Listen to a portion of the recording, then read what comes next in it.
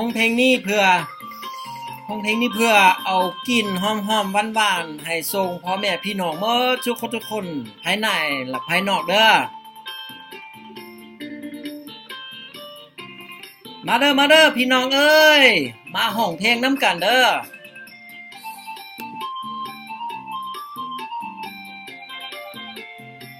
โอ้ดวงจำปาเวลาสมนองนึกเห็นพันสอง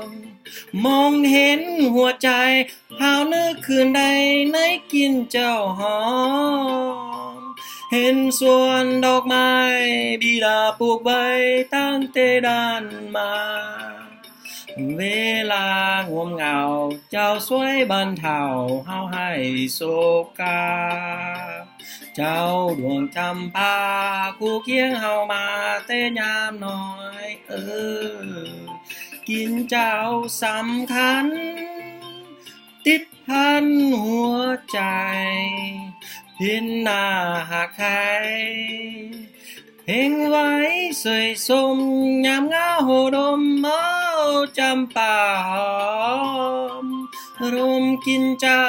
ผ่านพบสู่เก่าที่พากจากไปเจ้าเป็นดอกไม้ที่งามวิไลตั้งแต่ได้มาเจ้าดวงจำปามาลาควันหักคงเงียบนี้โอ้ดวงจำปาผู้พาเมืองลาวงามดังดวงดาวสาวลาวเพิ่งใจคืออยู่ภายในแดนดินลันสา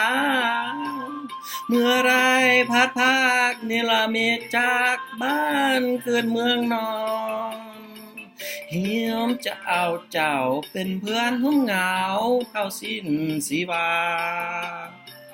เจ้าดวงจำปามาล้างงามยิงมิ่งเมืองลาว